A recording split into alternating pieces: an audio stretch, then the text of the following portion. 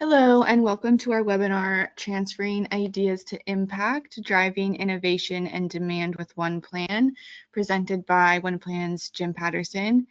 Attendees will be on mute during the presentation, but feel free to put a question in the chat. You'll receive a copy of these slides and the recording after today's presentation. Thank you, and I'll turn it over to Jim. Thanks, Clara. Welcome, everybody. We're into a new year of 2026, and probably more important than ever that we take ideas and things that we have coming in to our organizations and really turn them into measurable impact and things that actually drive the business forward. So driving innovation and demand with OnePlan is what we're going to talk about today. So with that, let's get started. Let's go to the one-on-one definition of what we mean by demand and intake. And it really is the earliest stage of a potential initiative in the life cycle in our organization. It really is, by the depiction of the graphic over there, it's a funnel. It's things that are brought in for consideration and evaluation, and just looking to see if it's something that we do want to take on, an initiative that we do want to invest in. And along with the other work efforts that we have in our organizations. And part of that is to be capturing all the necessary information that we need so that leadership can justify and make an informed decision on whether or not to proceed with what's being submitted. And just establishing what it will take to accomplish it, from an effort perspective, technology perspective, financial commitment, those types of things. And then in this day and age, it really is about what's the expected business or commercial benefit? What's the value that we're in the return that we're going to provide for the investment that we're making on this piece of intake? And obviously there has to be a process for approval and governance over all this to make sure that it doesn't spin out of control, because most organizations have the circumstance or situation where they get many more requests than they can ever possibly do. So how do we vet those? How do we narrow it down? And how do we make sure that we're choosing the right things? How do organizations do this today? Well, unfortunately, we're still finding people that we talk to, it's still fairly rudimentary in many cases. Some people have Word documents with tables to fill out and business cases to put in. Some people are doing it in Excel. Some people are just submitting them via email. Maybe using general collaboration tools like a SharePoint, or even some things they might be doing in Teams. There might be a financial or ERP system or a service management system that they're using that just is a request management system that they're using to also do these kinds of requests. But these are not like your, IT tickets and other things like that. It's a whole different nature of type of request that we have in here. The danger of doing it this way is that it's generally not connected to the eventual place where you're going to manage your project portfolio and where you're going to execute on these things. So it requires some additional effort and coordination, and sometimes there's a lack of visibility to make that all work together when you do things in these kinds of ways. So the price for disconnected tools and processes is that you end up with silos of information. There's potential duplicate entry of data, and possibly even the fact that you might have redundant efforts that are duplicately being done across different parts of the organization. You might be faced with unclear and competing priorities, and how do we arbitrate that when everybody has their own parochial views in their different parts of the business? There may be inconsistent processes or a lack of visibility into where these submissions might stand in the process. Are they even being considered? Or how far are they gotten in the approval process or the evaluation process? And it also makes it, when they're disconnected, hard to compare and prioritize. How do you get a consistent valuation method of ways that you actually assess projects or initiatives and determine their value in relation to one another, and what are the tiebreakers as far as when you make your selection choice? And ultimately, by having them disconnected, it will slow down and make your approval process much less efficient. What we really need is consistent and integrated ways of working. Ideally, we would have a central hub and a database repository of all these types of requests that come in on the intake side of things. And it would be ideally integrated with the eventual place where we will manage the portfolio of projects and execute on these things, such that there's a continuous flow of these things from beginning on in the early idea stage all the way through its completion. And then instead of some separate spreadsheet or Word document or anything like that, ideally we'd have electronic forms-based data capture, so that online piece goes directly into the database where we want this stuff to go. And it should include all the elements we need, even for a full flushed out business case. The other thing is that not all intake is created equal. There may be a requirement to have different templates for different types of initiatives, different sizes of initiatives, of different types and complexities, or maybe by the nature of what they are. We might have variations of that are required to do this properly. But ultimately, we want to accommodate all stages of this intake funnel process. We want to have ideas, maybe more hard, fast, and project-specific requests, business cases, funding, and approval of that stuff, and then have a good way to transition this, once we decide to do it, to seamlessly transition this into execution. Now, ideally, as I mentioned, we would capture all data elements in one place. And what would those data elements ideally include? Well, a full description and characterization of this request or this idea. And this may be something that evolves as this idea matures and it gets vetted and investigated a little bit further. But ultimately, we're going to want a full description of that. We also want to know what it takes from a resource perspective and what we think it's going to take from the roles and types of people that we might want on that, as well as the financials and the dollars we think that'll be required to make it happen. Also, the benefits and the outcomes. What do we expect to get in return for doing this, right? What's the value the organization is going to get, whether it's our internal or external customers? And then should have some mechanism for prioritization and scoring, so we can do that common valuation of things, so we can look at things in a common way across all the varying types of requests that we might get. We also got to properly categorize these things, right? So if there's different types of initiatives and things like that, and we budget based upon the different nature of things, whether things are more strategic versus more operational, whatever it might be, we need to have that type of information present as we make our decisions.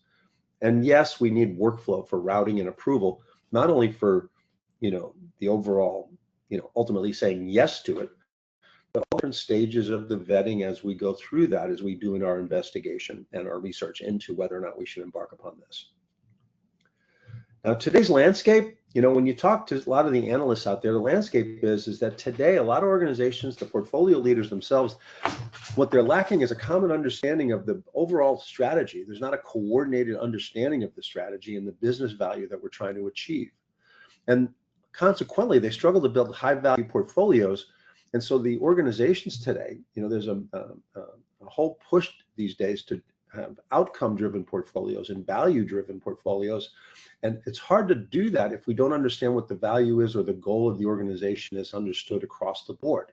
So we need a intake process that not only has us focusing on what the organization's priorities are, but we also need an intake process that will adapt to the changing business conditions that are out there. Because in this day and age, the conditions change rapidly. We need to be able to respond and adapt so that we remain competitive in the marketplace. Now, overall observations is that, with functional areas increasingly investing in digital technologies and things like AI even to achieve outcomes, what we're finding is that this is generating a broad portfolio demand of new technological things that if we don't have good strategic alignment, we're going to often be bombarded with requests, sometimes that are duplicate and often trying to do the same things that will greatly exceed the organization's delivery capacity from a resource and financial perspective. An agreement on the portfolio priorities is only possible with that shared understanding of strategy and business value across the board. And changing conditions, in the marketplace, in the environment, politically, globally, technologically, it constantly makes these things increase as far as the demands on our organization. And with that, if we constantly try to reevaluate these things and look at demand on a continuous basis, it can also distract us and delay us from critical business outcomes that we've already committed to. So the idea is we have to get a handle on this and better control and governance over it all. Areas of improvement, really cross-domain collaboration on governance structures with key functional leaders. Build outcome-focused portfolios is really the goal we should be striving for these days, because with limited resources, we've got to make sure the outcomes are aligned with what we want to do.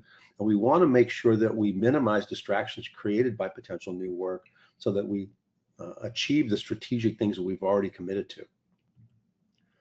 So facilitating domain collaboration, ultimately, the Gardner Group wrote a paper in late 2024 about prioritize your outcome-driven portfolio with adaptive intake. And they said it's the PMO that is responsible to ensure that the portfolio of opportunities is aligned with strategic goals, delivers a defined set of business outcomes, and releases a continuous stream of measurable value. So this is something as far as a thought leadership and also a leader in our organization. The PMO plays a key structure and a key role in making all that happen. And many organizations address the challenges of this by limiting intake and prioritization and planning to the start of each financial year. But the annual operating plan, that annual plan alone, is not sufficient in this day and age to maintain business competitive. I don't know too many people that are relying on that solely like they did, say, a decade ago. That annual operating plan becomes too static and outdated too soon in many organizations today. So Gardner found that 67% of strategy leaders told us that there's at least a 50% chance that they will need to revise their business plan after concluding an annual planning exercise.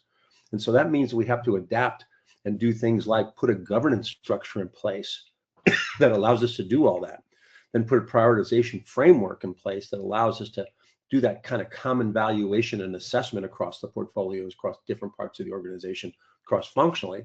And then we have to have a intake process that allows us to manage and make sure that we're getting continuous value delivery on the right things for our organization as situations change on the ground. So, the evolution of demand intake process, the first box on the left, constant demand, maybe not ideal, because the challenge here is if you constantly reevaluate and you're doing this on a very fluid and ongoing basis, it can be unproductive for context switching to delivery teams and difficult for us to stay on top of. Now, the cycle-based prioritization really is about saying, okay, maybe the annual planning isn't enough. Maybe we establish quarterly planning cadences, right? But that doesn't really talk about priorities of things, of special events or compelling events that may happen that may drive us to reassess what we're doing midstream over the course of that year and be able to adapt to changing business conditions. So really what many organizations are striving to do today is trying to accommodate maybe a combination of that kind of cycle-based, maybe even quarterly planning, which is probably about the minimum people want to do today, and then really allow some trigger-based prioritization based on predefined guardrails so that they can respond as needed along the way as things occur. Now, some organizations have very simple intake processes. It's a requests come in, there's some vetting done by a steering committee or something equivalent to that, and it's really a matter, do we do it or don't we do it, right? As we evaluate and evolve a business case for those types of things. But many organizations, and depending on the nature of the initiative that's being suggested, you may have a more complex workflow that involves many parts of the organization cross-functionally, not only up and down the management chain, but also across horizontally across the different functional units within your business. The idea is your intake process needs to be, let's just say, implemented to meet the needs of the realities of your business and the way things have to be vetted, the way they have to be flushed out, and the way they have to be prioritized and approved over time. The other thing is intake does not stand alone in and of itself as a process. I'll use an example here of it intersecting with other disciplines in demand for portfolio management. And this is just intersecting with the, let's just say, the resource management aspect of things. So we have at the top in the gray, the ideas and requests come in. There's a go, no go as far as whether or not we want to think it's got enough interest for us to evaluate further. Then we invest in the development of a business case, right? And then we may come out of that with a set of proposed initiatives that we'd like to embark upon that we want the organization to consider overall. Now, in parallel with that, in the blue, we have these resource constraints. We've got the different roles. We have how many of each role we have. We identify constraining resources and people like shared resources that all projects might need and understand where those bottlenecks may be. And then we have to take that proposed portfolio along with the existing initiatives that we have and try and time sequence these things and see what fits and match that high level demand to supply. This is where that intersection of the intake with the existing, let's just say, execution of our portfolio come together.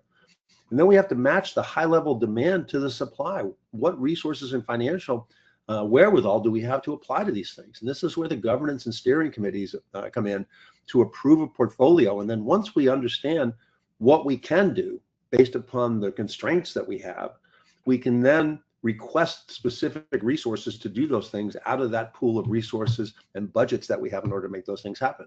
And this is just the intersection of the intake and the resource management process, along with the project approval process. There's many other dimensions of an overall portfolio management process that need to be factored in, and we can talk about that a little bit more. The other thing is, we have a proliferation of tools and methodologies and frameworks that are happening within organizations to basically, execute on different projects.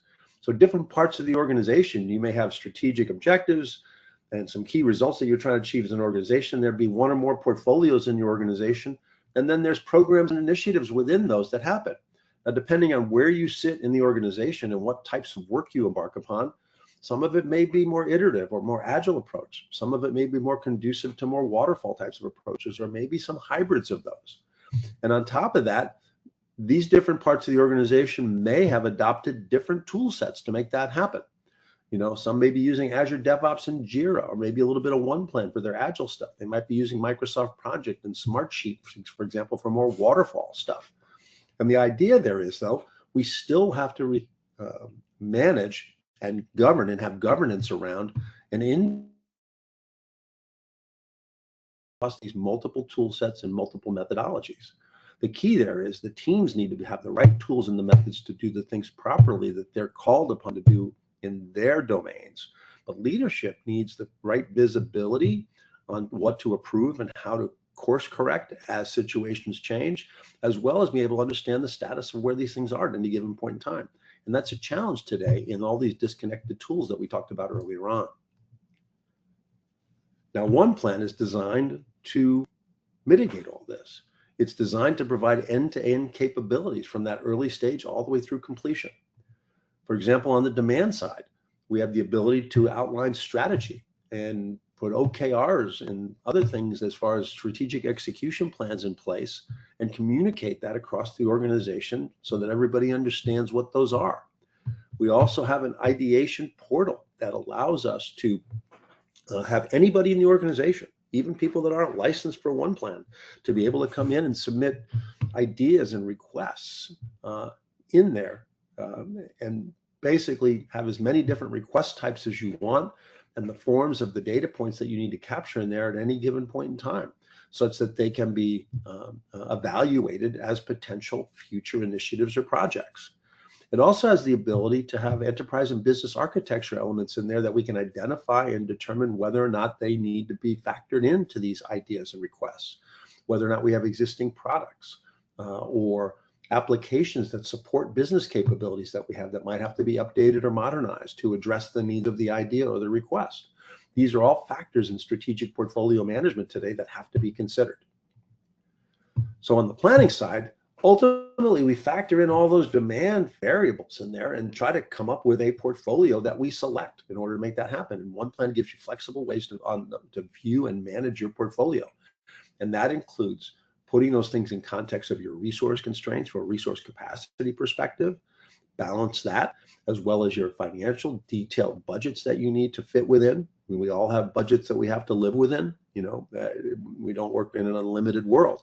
And how do we come up with the right portfolio with the right things and the right constraints? And to meet the needs of that ever-changing world that we're in that I talked about earlier on, we have what if scenario modeling in the tool that allows us to evaluate alternatives. So even after we've done Q1 planning at the beginning of the year, maybe mid-quarter we have some compelling event that makes us reconsider things. We have to evaluate alternatives relatively quickly and look at what we can do, what we can take on additionally, what we might have to stop doing in order to do the things to take on the new things that come down that are more compelling, that we might have to address. The key is that OnePlan provides those capabilities for you. Now, our goal today isn't really to talk about the execution of the project and plans and schedules and those types of things, But OnePlan does have all of that built into it, as well as the ability to integrate with other planning execution tools and scheduling tools that are out there, like a Microsoft Project and many other popular ones that are out there today. But ultimately, the analysis is important. We need the dashboards and the visibility, how all these things interrelate, that we'll talk about during the course of the webinar.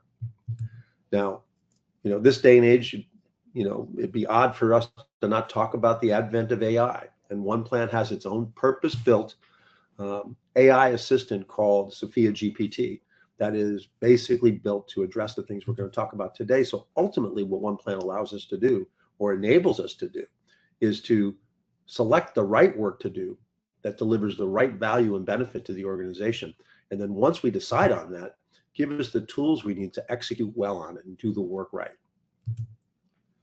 Now, when I talk about an innovation portal, we can design the forms and the data elements, and we have templates to start out with, but the ability to have anybody in your organization to be able to come in and submit an idea and a request, whether it be just kind of ad hoc, or if it's in response to a challenge that's put out there and give us ideas on how we can address it within the organization, be able to do those things and bring them in and be able to flush those out and define them and categorize them and even vote on them for more crowdsourced type of approval, as well as prioritization schemes and those types of things.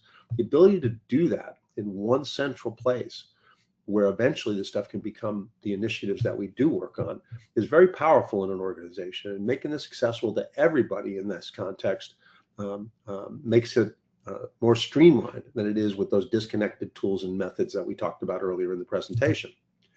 And then have the analysis, be able to look at these things. And once we look at this, look at them in context and slice them in different ways, and be able to say, okay, what are the higher priority things that do better, most return in the benefits? What are the things we really should be working on, and give us the decision support that we need so that leadership can have confidence that they're choosing the right things at any given point in time. And demand doesn't come in one flavor, as I alluded to earlier on. For example, you could have ideas that are response to challenges in the organization. They could just be purely early stage ideas, or there could be just very hard, specific project requests that are coming in that are needs of the organization, that are very specific needs that are being represented to us from our customers, not necessarily an idea, but definitely a bona fide request. And then we have services organizations or other organizations that do work, and their projects and initiatives are for third parties or external customers.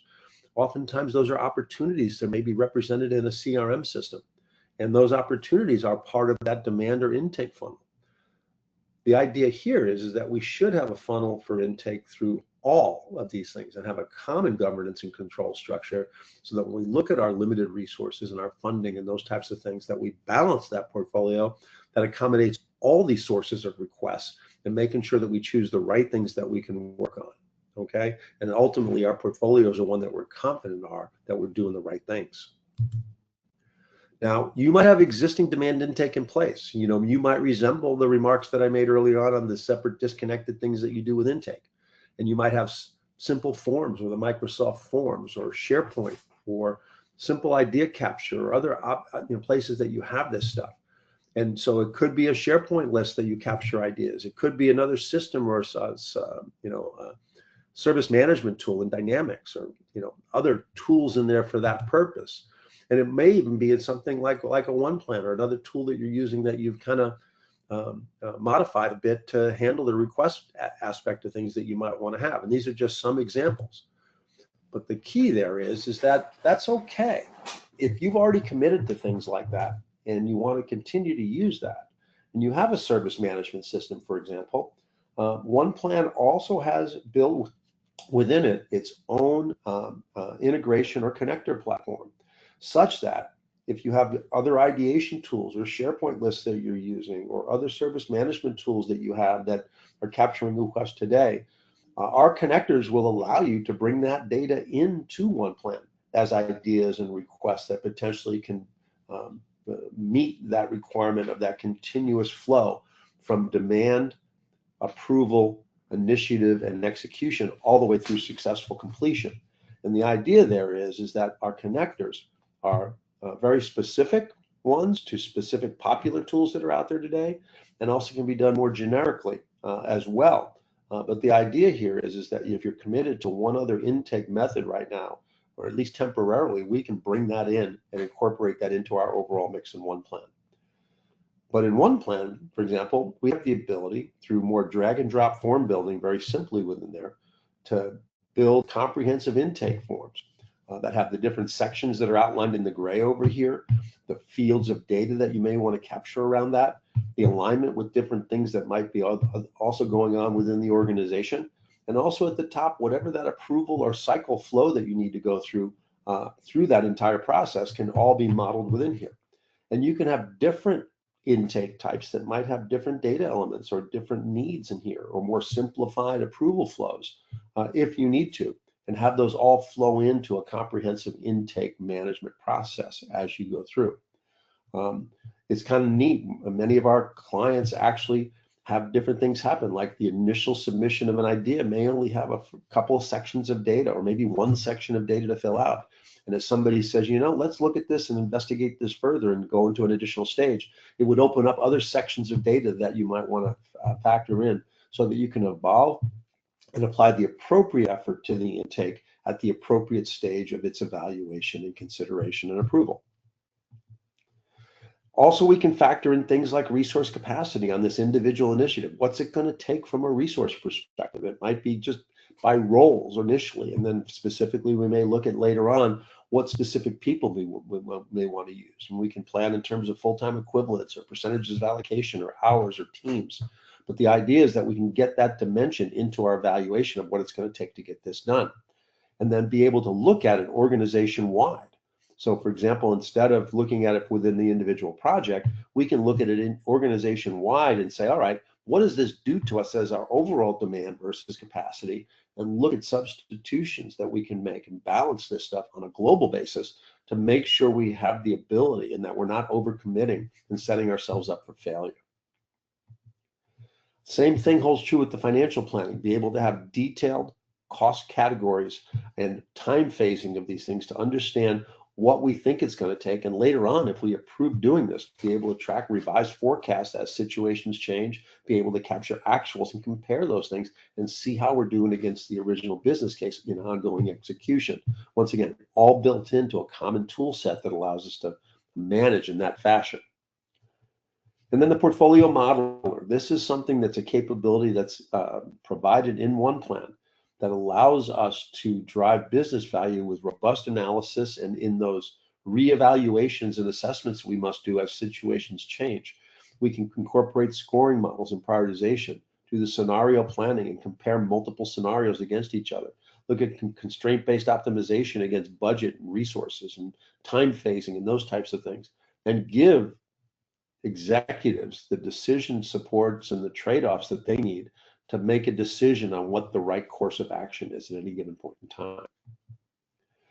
And then strategic alignment is very important, and many organizations are still evolving and trying to attain this.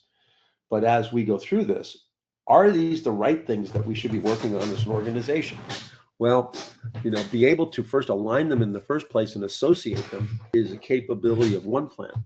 But in this particular driver here, looking at, say, a portfolio of programs and looking at how they are related to other key results and objectives within an organization, and be able to say, all right, these are driving and important and contributing to many certain things that the organization is trying to achieve, as well as look at the opposite. We're saying, if I can't align these things with the priorities of the organization, maybe I should be considering why I'm doing it in the first place. Maybe reconsider and bring in something that's maybe driving more value, that's targeted about where we're going as an organization. And then the AI piece, we'll talk about that, but at any given point, OnePlan Sophia GPT is based on Microsoft's OpenAI in Azure. So it's got more security and compliance than what's out there with OpenAI and the open internet. And it's been specifically trained on strategic portfolio management, overall portfolio management, and all things OnePlan, so that it's purpose-built to help you at wherever you are in OnePlan, whether it be in the portfolio management, the intake, the strategy, the resource management aspects of it. All those things have an assist from Sophia that we can leverage. And it's always available to you wherever you are in OnePlan as a button in the lower right-hand side, and it can help you at any given point in time. And I would be remiss to say that we are built in the Microsoft cloud. And those of you, just as an aside, as we talk about, the retirement that's coming in September of 2026 of Microsoft Project Online, OnePlan is already integrated with Project Online and Microsoft Project, and is a comprehensive home for the Project Online customer who wants to have feature parity with what they did in Project Online, but it also offers more than was ever done in Project Online as that technology got older. So please consider this as an alternative if you're looking for a new home as you're being forced to relinquish Project Online in your organizations in the Microsoft ecosystem. So with that, I thought I'd show a little bit of OnePlan just to give you a context of what this stuff looks like in action. So as I go through this, and let's just start with the strategic piece. We talked earlier in the slides about you have to have an ability to row in the same direction with strategy and be able to break it down either by different parts of the organization or however you want to organize your objectives and key results or your strategic plans. Be able to have an objective and a key result. Let's look here like this: improve IT infrastructure. This is something where, as you define this, there are specific forms that are available to you that allow you to define and categorize these things and describe them and put things like timeframes on them and objectives that you have for both financial and prioritization, et cetera, and what might be associated with this particular item overall, right? And then as we look at this, there might be key results in here that allow us to drive those tangible measures on how we're proceeding against those and what those measures might be. And one of the key things, and I probably raised this here, is that one way that Sophia, not just in analyzing your overall portfolio, but to assist you in building out the content with these things, is something that's very helpful. For example, if there's a button here for Sophia right here in the key result description, and I could actually ask it, create a description for this key result, is what I'll put in here. Pardon my typing.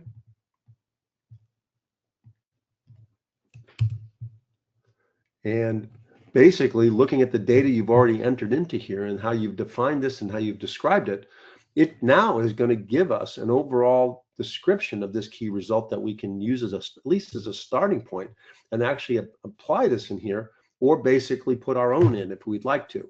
But the key there is that we can actually use Sophia to help us build and flush out the content and the detailing in here as we build business cases, et cetera, also in other parts of the solution, right?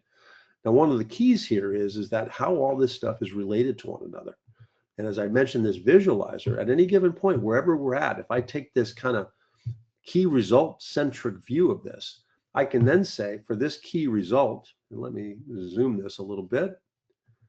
Now I can see for this key result, this is actually supporting this key objective in the organization. We now have an idea that is actually being considered that would support this key result. And then we have projects and epics that are already supporting this key result. And we can also see products and applications that are in the organization that are associated and have a key role in actually achieving that key result. And at any given point in time, if any of these elements look to be like they're falling off track or yellow, I can go in here and take a look at why those things are and get to the details at any given point in time. And you'll see anywhere through the solution in OnePlan, whether we're in the ideation stage or in the execution stage or the strategic planning stage, we can get this particular perspective with our visualizer, okay? The other key piece is that as we go to the ideation now, that we have a strategy outlined, we have all kinds of views, and that if you make this available to everyone in your organization, they can just come in and submit a new idea or request at any given point in time. And you may have different flavors of that available to them to fill out. But in this particular case, I've got a view here with an all ideas view that has a high level synopsis of the description. It's got what voting's taken place on there. It's where it fits on the prioritization process, what the approval status is, et cetera. But if I go in and I go to drill into, say, this website redesign, you can see that a form has been developed along with a process flow. They categorize this, to put the descriptions in on the business case. And this can be as robust or as simple as you want it to be for your organization. And also do things like align what the financial requirements are, what prioritization scheme you might want to use to generate a prioritization score, other particular things that you might want. You could put a high-level work plan or resource plan in place for this type of thing, as well as you could come in here and then look at and visualize this from a kind of idea-centric view.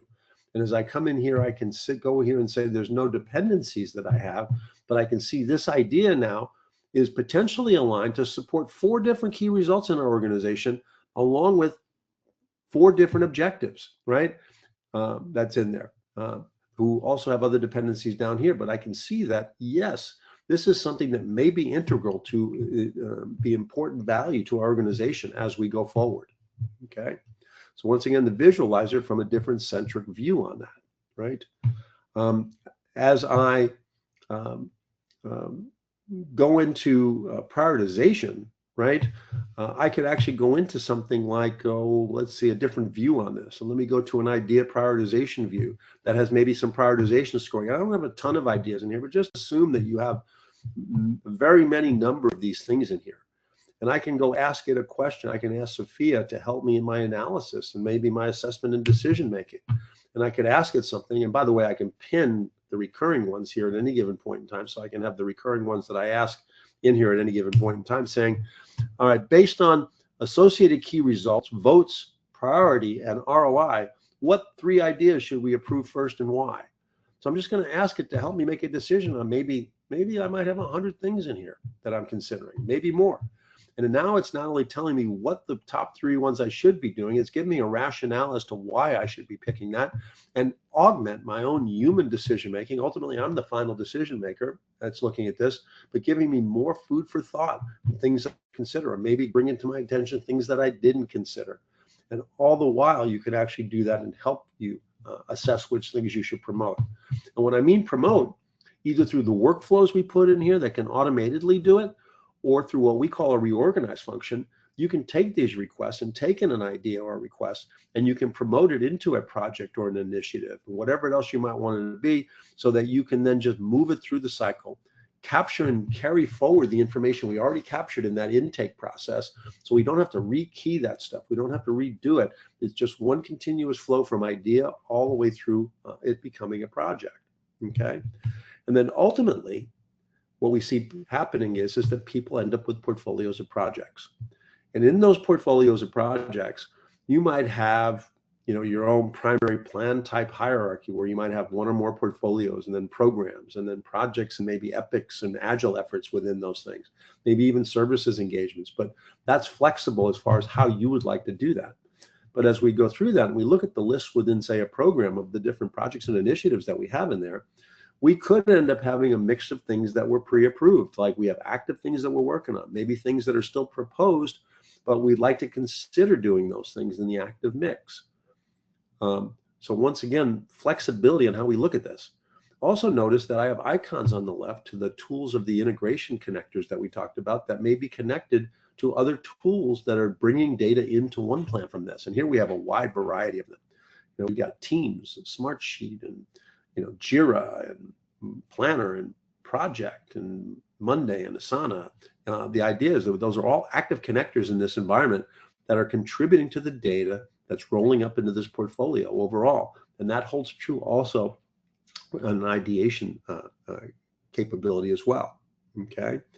Now, once we get over here, it's just not limited to the ideation place. We might look at the portfolio prioritization view in here. And all those things based upon, in this case, it's business drivers as far as how well it strategically aligns and will it lower costs and will it improve employee retention, et cetera. We can actually risk reduction. It's going to calculate a prioritization score, and this is configurable. So whatever mechanism you might be using for prioritization today, if you're using formulas and spreadsheets or those types of things, that can all be replicated here in this overall solution by simple formula creation, just like you might do in Excel. So the key there is that you can have a prioritization scheme in here as you need it to be, right? We can also look at the portfolio in a variety of different ways. So for example, if I go into more of a portfolio overall summary view that strips out the hierarchy and has all the information I might want in there, I could decide to virtually create a portfolio grouping of my own. Like this one, instead of the plan type hierarchy, I might say, I want to look at this by business unit. And now all of a sudden I've got a portfolio that's either grouped or filtered by business unit in here and what the different projects within those business units are.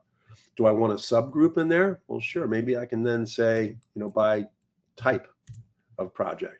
And then within each of those, I can see here that within the business unit of operations, I got innovation projects and I got process improvement projects and I got other things in there.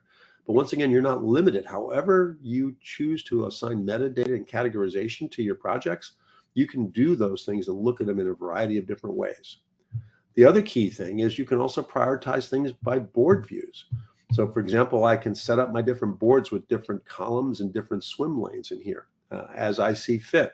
For example, I've got this one by the state of the project, whether it's proposed or active, and I might want to just interject here, for example, swim lanes for the different business units and see what's going on in the different business units as we go through, right? I might want to then look at this for maybe for our more agile folks. Maybe you want to use our boards for maybe more agile program increment planning, where we have the different program increments over time, right? And then look at our backlogs and drag the things into the particular program increments that we want to make sense to do that with, right? And then also, as we look to do strategic alignment, we might want to say, let's do projects by strategic alignment and key result. So here now I've got how well it strategically aligns up top in the columns, and now I've got the different key results that these projects are aligning with. And at any given point in time, I can go and look at the details about this particular element and focus on those things as I look to prioritize these things across the board. So once again, board views to more do drag and drop graphical type of prioritization and selection as we go through. And the same thing holds true with our roadmap views. These roadmap views allow us to look at these things in a variety of different ways. As I come through here, I got a project by business unit roadmap, right? So the swim lanes, if I go here and I go to project by business unit, the swim lanes are now done by business unit, and the color coding is by the overall status of these things, whether they're red, yellow, or green, right? In this particular case, I might, decide I want to look at the roadmap in a different way. Maybe I want to look at this thing by projects by the investment category. And now I can see, all right, what are the grow the business projects that we're working on in this swim lane versus the customer satisfaction one here, right? And I could also look at the roadmap, maybe by how well they're prioritized. So if I look at, project by priority, now all of a sudden I got the highest priority things colored by overall health. And maybe I want to look at a different perspective. Maybe I want to look at the priority by the different priorities, and maybe I want to look at this now by, financial health. The next thing you know, the color coding changes. It looks like everything's doing pretty well, except in the medium priority side of things, where we have some things that are at risk. But the idea of very flexible roadmaps that are dynamic data, not something that's a drawing that's off to the side. It's something that's integral to what we're doing here today. Now, as I drill in from anywhere, whether it be from the other portfolio views, the list views, the board views, or the views, I can always drill right into the specific project. In this particular case, the data warehouse migration project. And I can look at all the details around this particular project. I can look at the financials around this at any given point in time, plan, budget versus forecast, and compare those. The resource planning I talked about in the slides, it's all right here within the context of this element. And then also the work plans. So as I go into the work plans, I can look at either waterfall schedules, right? And I can look at those with or without the Gantt chart representation that's in there. I could look at, board views of this as well. I can also look at backlogs for more agile types of approaches, where I'm looking at backlogs of features and user stories and tasks within those types of things and put them in sprints. All that stuff is there. And the other key piece here is I go look at these types. I can also bring in things like issues and risks and change requests and other elements in there. But the key here is this could be either built right in OnePlan, or you can connect to other tools that are doing scheduling or task management and bring that data in here at any given point in time.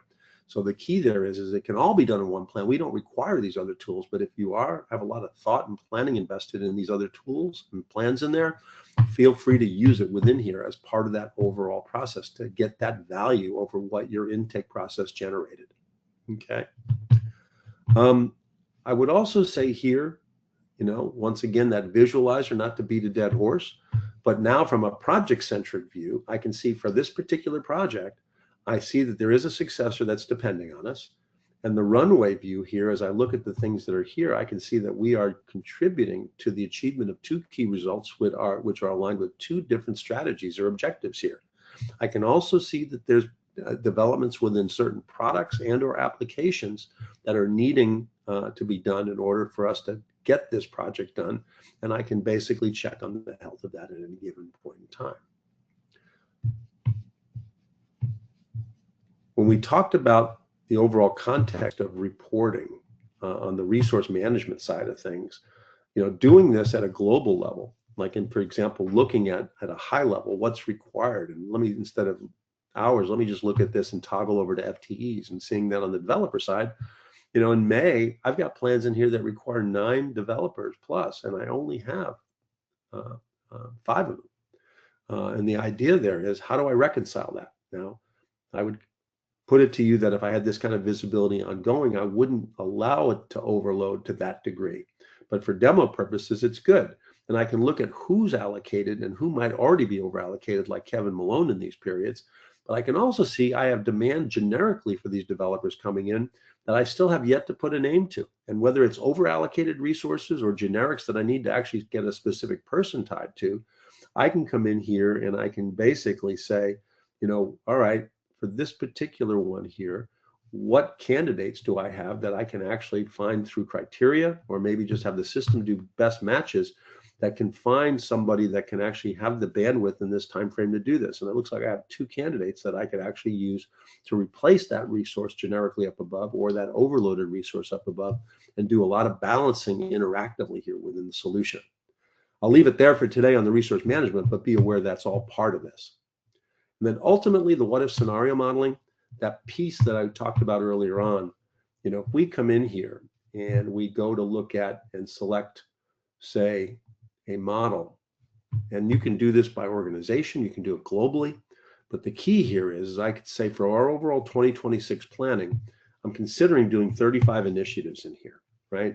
And I can also say, what's it going to take from a resource perspective, right? What's it going to take from a financial perspective in budgeting, and do we have the dollars to do those types of things at any given point in time? And then within that model, I can evaluate different scenarios. What if I have a $6 million budget?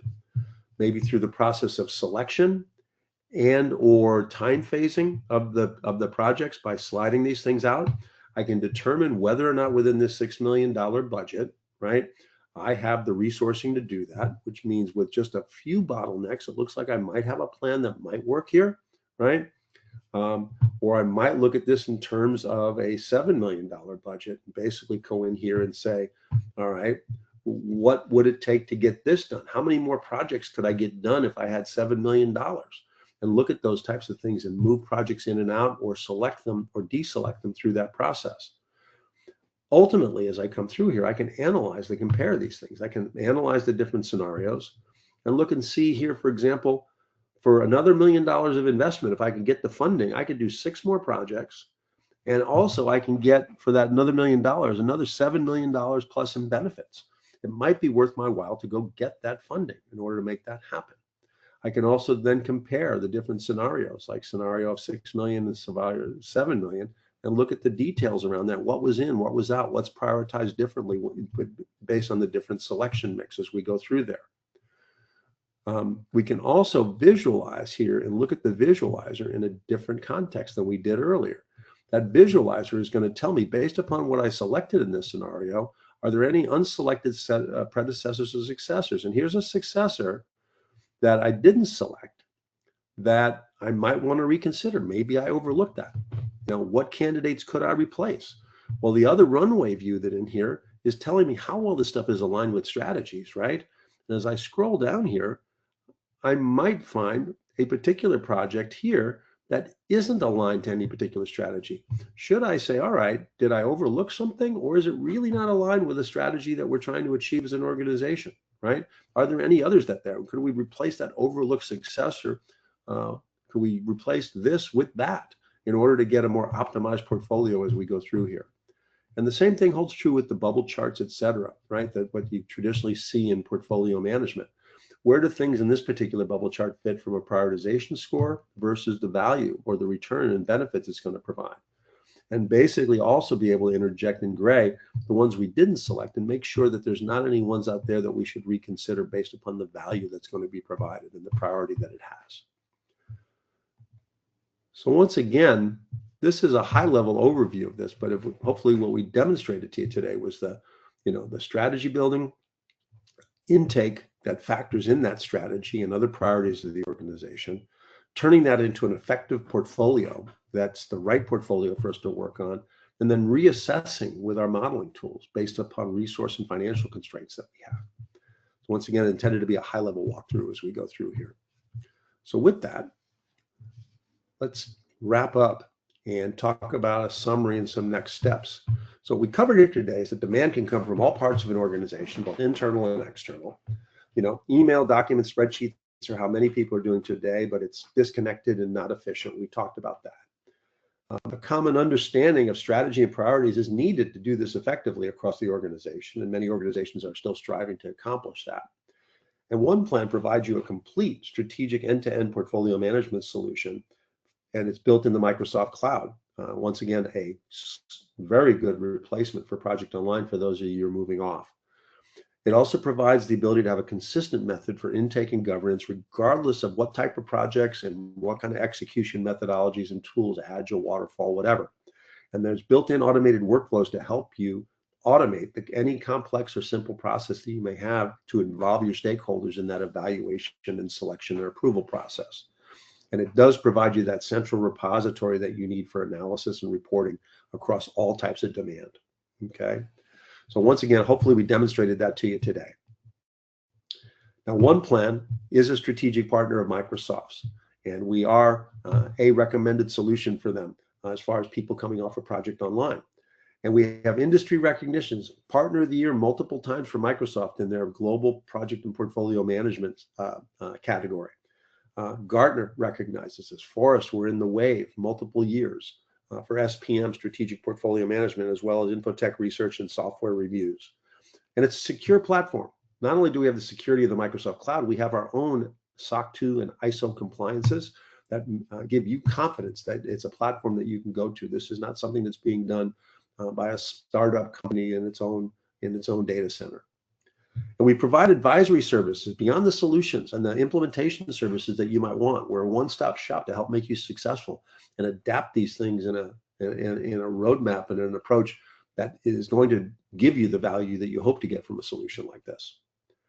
Now, we do webinars like this all the time. And if you go to oneplan.ai/webinars, there is a rich library of historical on-demand webinars that you can go through, as well as you can see that we have live webinars. The next one we have planned is for next Thursday, where we have the future of Microsoft project management tools, connecting teams, work, and delivery across Microsoft 365. We'll get more into that aspect of it rather than just focusing on the intake side. And then we also offer free trials, and we encourage you to try this out. Go to oneplan.ai/solutions, and as a Microsoft partner, you can also find this on Microsoft AppSource. We are also an authorized Microsoft Teams application. But I'd say the strategic portfolio management option or the platform demo or the platform option would be good ones for you to do if you want to evaluate the full functions of OnePlan. And we're happy to chaperone you and give you complimentary assistance to make sure you get the value out of your investment in the time with the trial that you have. Make sure you get the outcomes that you're looking for. We'll also do strategy workshops that allow you to kind of assess what it will take to get into a solution like this from where you're at today, along with the free trial and support offer that I talked about. But if you're not even ready to do any of that yet, reach out to us at contact@oneplan.ai, and we're happy to schedule a personalized one-on-one demonstration for you in more depth, also more aligned with your specific requirements that you have. So just let us know. Or you can just research more about us at www.oneplan.ai. So once again, I'd just like to thank you for the time today. I know your time is valuable, so to invest it with us today, I'm really pleased that you've done so. I hope you engage with us because I think we can help many organizations today. Feel free to reach out to me directly if I can be of help. Thank you and have a great day.